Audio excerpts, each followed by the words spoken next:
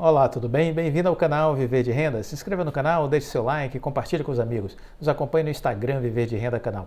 Muito bem, vamos começar o vídeo de hoje complementando aquela série que prometi, aquela trilogia para abrir sua mente com relação ao novo momento da UI, né? Temos muito que ficar observando essa saída da recuperação judicial, porque uma nova empresa está saindo, muita gente ainda não entendeu e definitivamente a gente não pode fazer nada por elas. O conhecimento liberta, a ignorância aprisiona. Mas vamos começar refletindo o seguinte, olha, o Júlio Motim Neto, que é CEO do grupo Panvel, da área aí de saúde, né, lá do Sul, ele disse certa feita o seguinte: o propósito é mais importante do que o processo. O propósito é mais importante do que o processo. Todas as empresas que ficam no meio do caminho só focaram nos processos.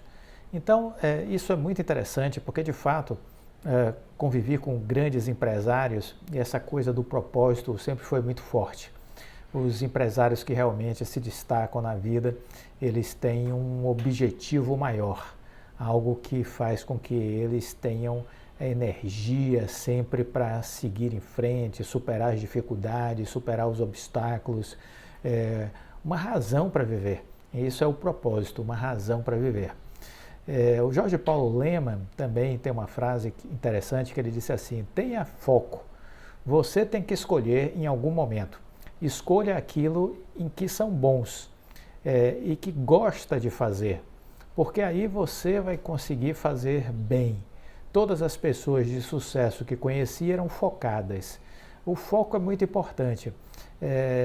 O Lemann tem toda a razão, aprendi isso também nas minhas andanças empresariais. Você precisa ter foco. E para ter foco, antes de mais nada, você precisa saber definir prioridades. Antes do foco, definir prioridades. Você precisa saber o que é mais importante.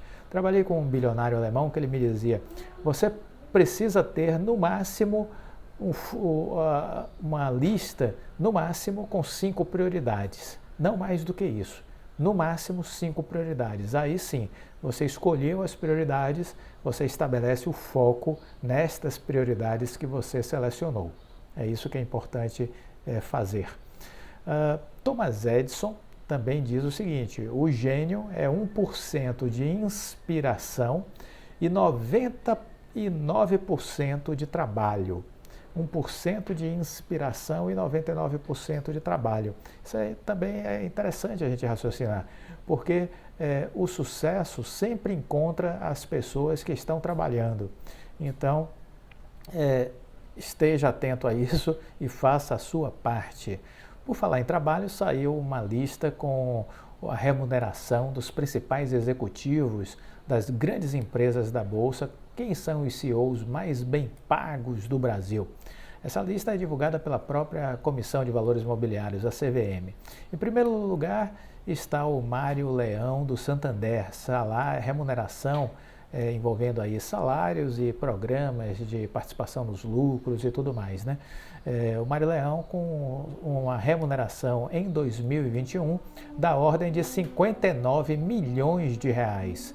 Em segundo lugar, o Eduardo Bartolomeu da Vale com 55,1 milhões de reais.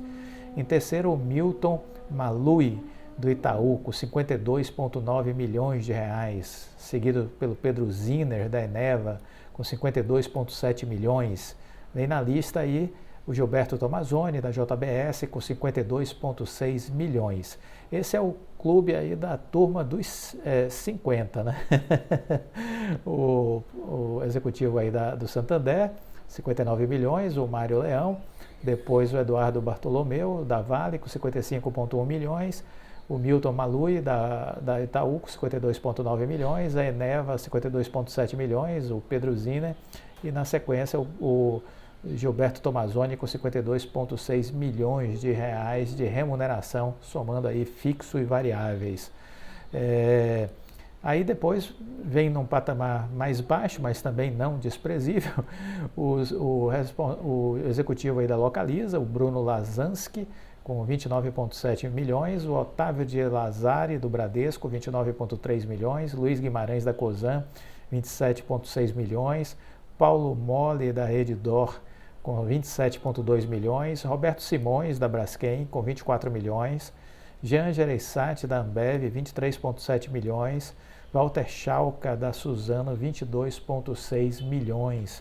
Alguns dos executivos aí mais bem remunerados de empresas de capital aberto.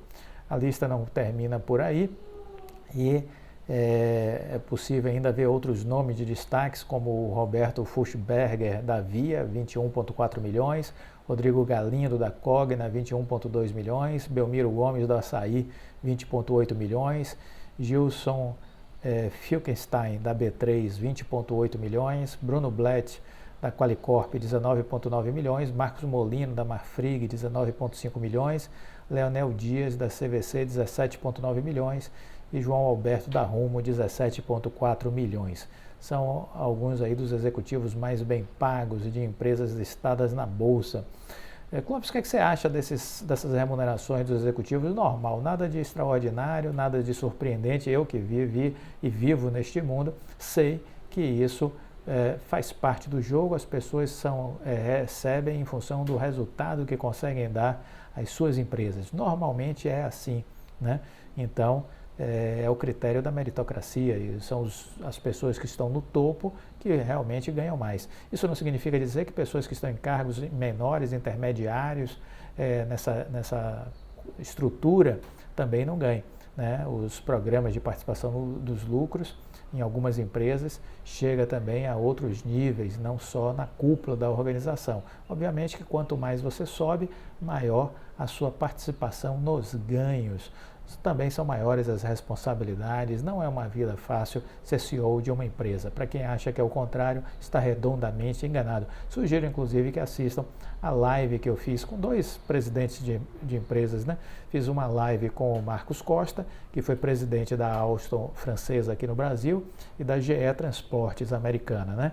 E também fiz uma live com o Marcos Braga, que foi presidente da HSM aqui no Brasil. Então, vale a pena vocês assistirem essas duas lives, porque vocês vão ter um pouco da ideia do que é o desafio de ser presidente de uma grande empresa brasileira ou multinacional, né? Não é uma vida fácil, é uma vida de sacrifício, uma vida de escolhas difíceis, de decisões duras e que exigem muita dedicação, muita disciplina, muito preparo, né? Não é qualquer um que chega lá. Há um caminho, né? Mas as pessoas podem chegar lá, as pessoas podem se preparar para ocupar dentro das organizações posições cada vez maiores de gerência, de supervisão, de diretoria e quem sabe até chegar à vice-presidência ou presidência de uma grande empresa. É possível este mundo, basta as pessoas saberem como fazer este percurso, né? Em breve eu estarei fazendo aí alguns vídeos tratando deste tema, como ter uma carreira executiva de sucesso. Isso lhe interessaria?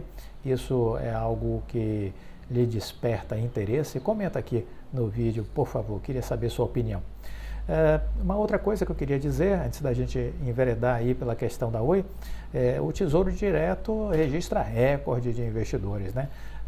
Além da caderneta de poupança, obviamente, né? A caderneta de poupança é o maior investimento do brasileiro, aí, com investidores aí botando em torno de 25, 28% dos investidores gostam de deixar o seu dinheiro na caderneta de poupança. Acredito que isso é maravilhoso. Você vê aí o quanto a gente está longe do ponto de vista aí de educação para investimentos, né? Já o Tesouro Direto atingiu a marca de 1.974.879 pessoas com saldo em aplicação no mês de maio. Segundo o balanço divulgado pelo Ministério da Economia, é o maior número de investidores desde o início da série histórica, um aumento de quase 40 mil investidores em relação ao mês anterior. A venda dos títulos atingiu aí 3,9 bilhões no último mês. O montante superou o valor resgatado, que foi de 2,14 bilhões. O povo correu, viu? Muita gente que saiu da Bolsa foi para o título do Tesouro, para renda fixa, né? Achando que aí é o porto seguro. e não volta tão cedo para a Bolsa. Se voltar, não volta tão cedo. O Hugo me mandou uma mensagem dizendo o seguinte, o Rodrigo Abreu vai entrar para a história, será a maior saída da recuperação judicial que o país já teve, na verdade até da América Latina, viu, Hugo? E só o Odebrecht pode superar esse feito caso consiga. E aí fazendo uma ressalva que o Odebrecht é uma empresa de capital fechado, não é de capital aberto. Mas sim, ela tem um valor de recuperação judicial a princípio maior do que a Oi, considerando aí aquele valor lá de trás. Mas falamos no fim de semana que aquele valor de 65 bi você precisa ajustar, e eu acho que, portanto, nem a Odebrecht conseguirá ter um valor maior de recuperação judicial, porque na verdade o da Odebrecht é 80 e poucos bilhões. Não sei se tem moeda estrangeira naquela dívida para trazer a valor presente, mas no caso da Oi, você tem aquele 65 bi que, corrigido pelo câmbio, porque 50 e poucos % daquela dívida era em dólar e euro.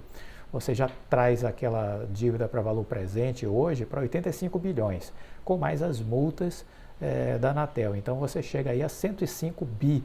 Essa era a dívida da Oi, 105 bilhões. Eu acho que a Odebrecht não passa, mesmo tendo ajustes cambiais a fazer, não passa esse montante da Oi.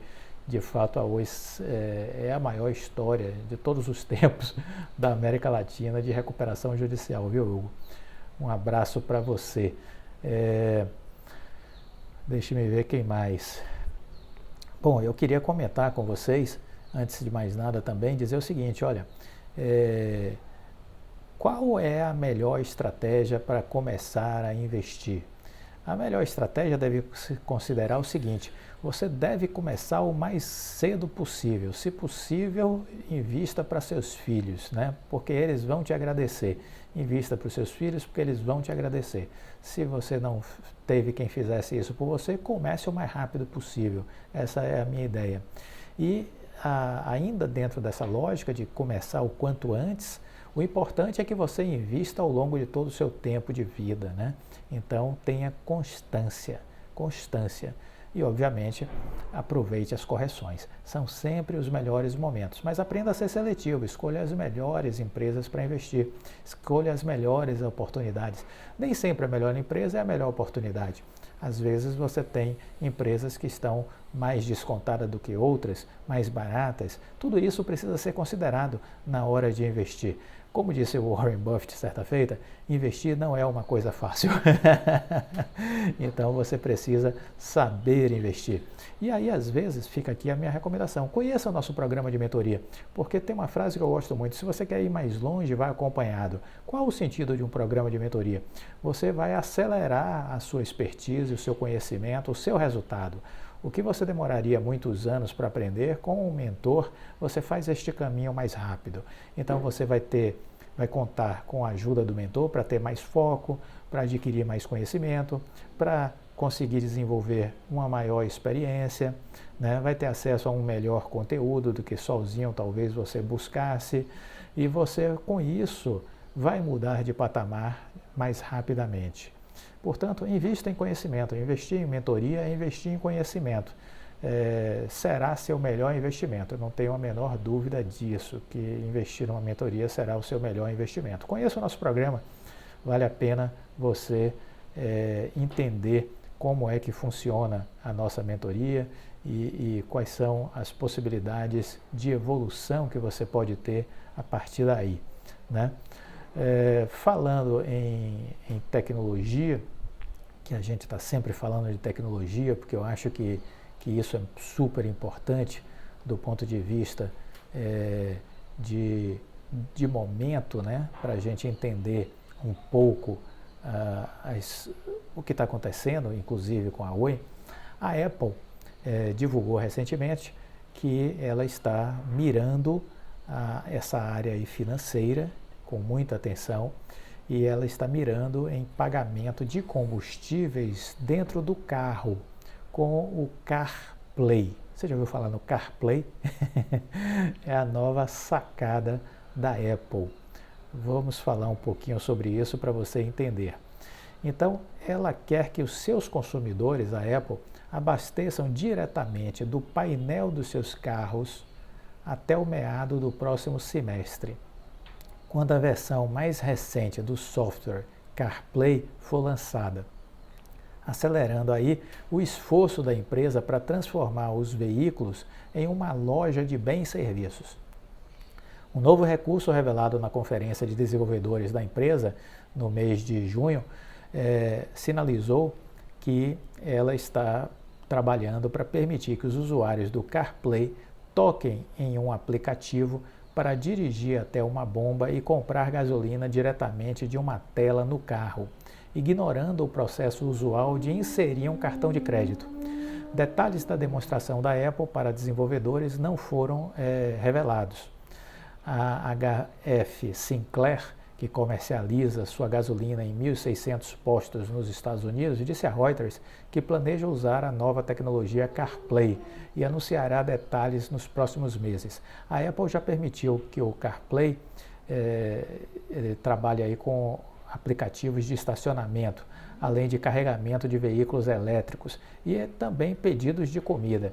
E também está adicionando aplicativos de tarefa de direção, como registrar quilometragem em viagens de negócios, né? Então veja aí essas inúmeras alternativas e variantes que a Apple está desenvolvendo nesse CarPlay.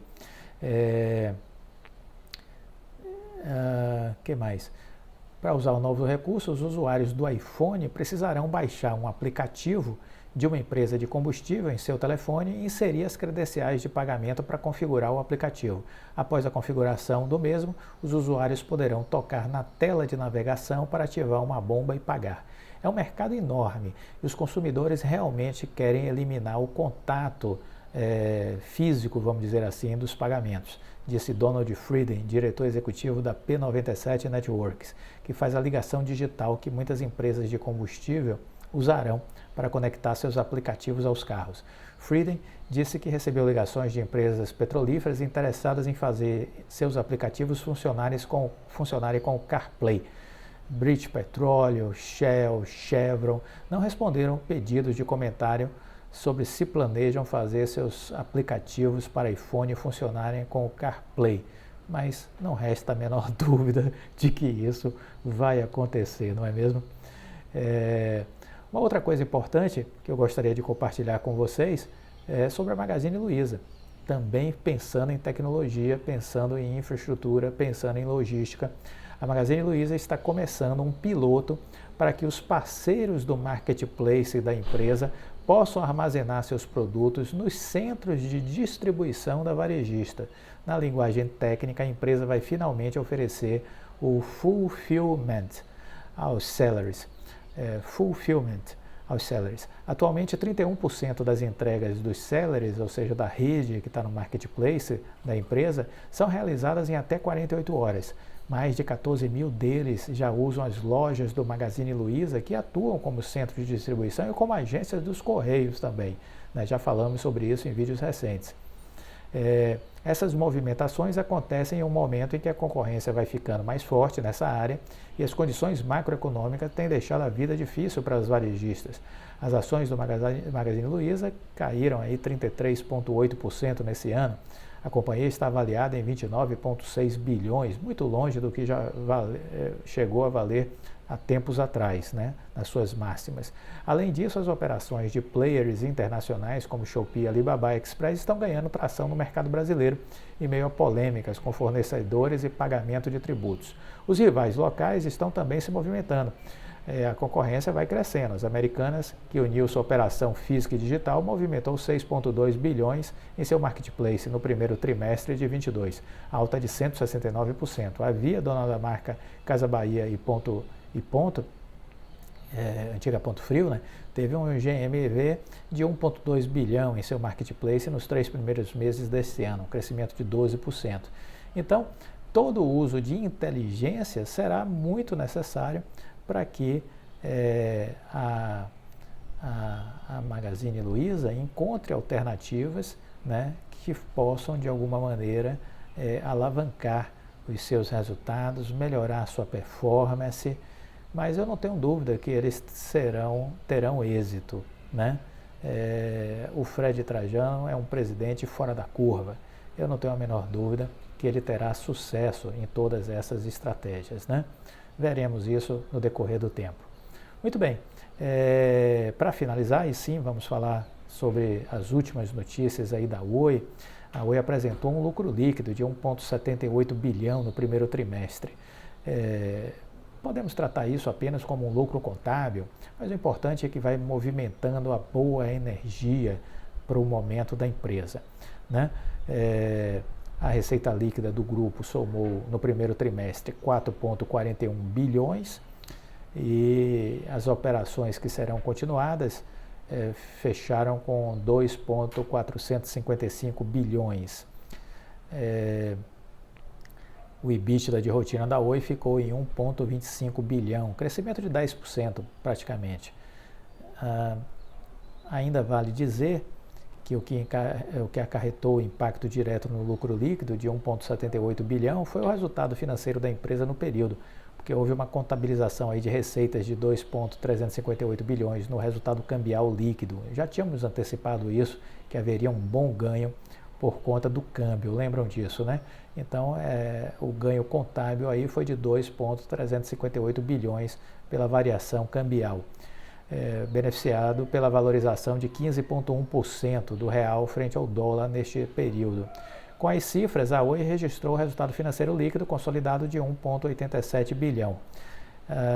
Com relação ao OPEX e CAPEX, os custos operacionais da operadora apresentaram recuo no primeiro TRI, caindo 4,6% em um ano para 3,16 bilhões.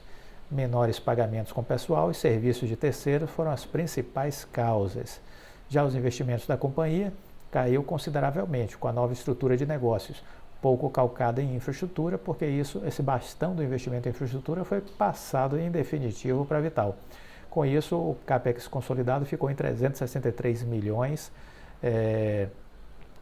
sendo que 345 milhões na chamada Nova Oi, e o presidente da empresa, o Rodrigo Abreu, disse que esse é o novo normal da empresa para pensarmos neste ano, o que sinaliza aí, em 4 trimestres, algo aí na casa de 1,8 bilhão, mais ou menos, olhando a parte aí de investimento anual da empresa, né?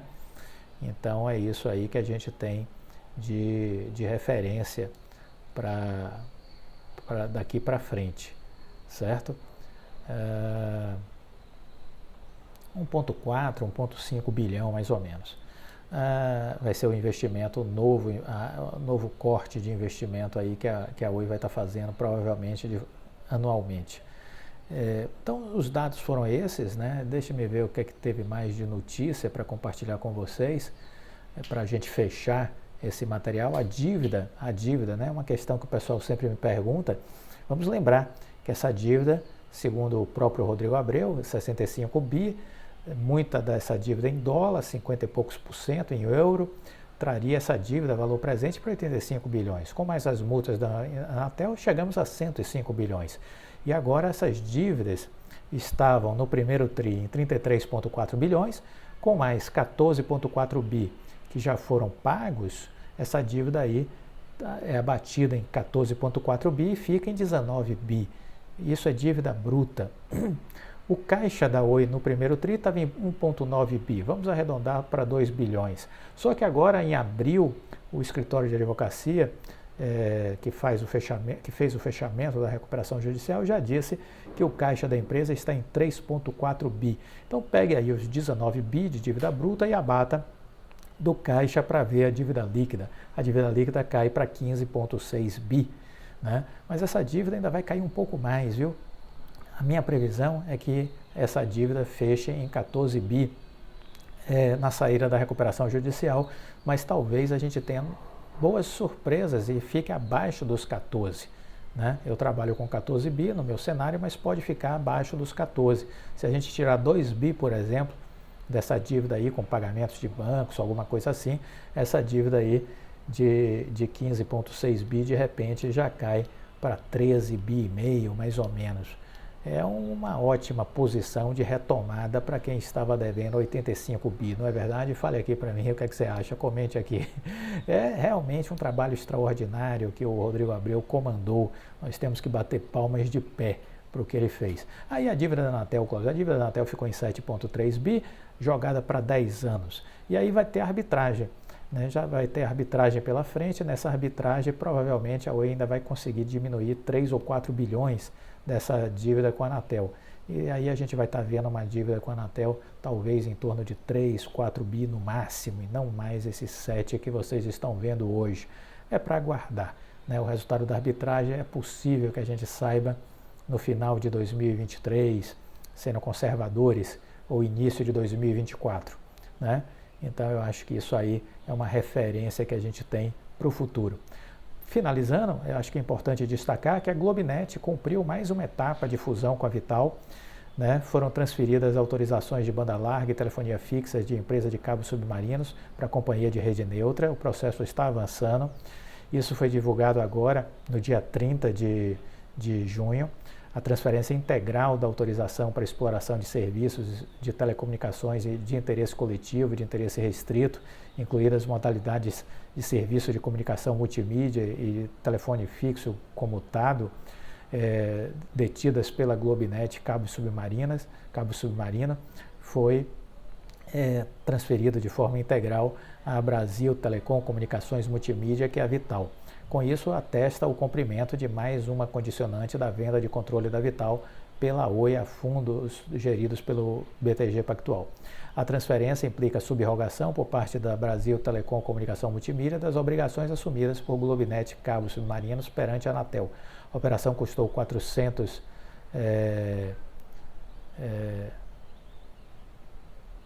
reais para o BTG, conforme estabelece o regulamento de preço público da agência. O processo de venda do controle da Vital pela Oi tem várias etapas até que seja finalizado. Após a reestruturação da Globinet e a Vital. A Globinet terá, então, 18 meses para eliminar a sobreposição de outorgas do STFC. Em 6 meses, a Vital deverá apresentar uma relação de bens da Globinet que serão reclassificados como bens reversíveis. A Vital é empresa de rede neutra, criada a partir da segregação da rede de fibra ótica da Oi. O BTG está pagando 12,9 bilhões por 57,9% do capital social da Vital. A venda foi parte da reestruturação do Grupo Oi em recuperação judicial, que está em recuperação judicial desde 2016. Essa foi uma matéria da Telesíntese, publicada agora no dia 30. Há um ajuste aí a ser feito na parte da participação do BTG na Vital, que a matéria não levou em conta. Mas o importante é que a gente tem aí essa evolução na incorporação da Globinet, que vai consolidando essa transformação da Oi e da Vital. Acompanhemos tudo isso, a gente vai manter vocês informados a respeito de todo este case. É um case que a gente vem acompanhando já há algum tempo, e se você tiver espírito de abertura e estudar de fato o que está sendo aqui transmitido, você terá aí uma capacidade enorme para melhor investir em qualquer empresa, seja ela da Bolsa Brasileira ou da Bolsa Americana. O fundamental aqui é que a gente procura tentar agregar a todo esse conhecimento transmitido a vocês um pouco de visão corporativa, de visão empresarial. Acredito que esse é um diferencial que a gente traz e que a gente procura entregar aqui para você. Porque se você quer investir em uma empresa, se você quer investir em uma ação, você precisa estudar a empresa. E isso é vital. Gostou do vídeo? Deixa o like, compartilhe com os amigos, fique com Deus e até a próxima. Tchau!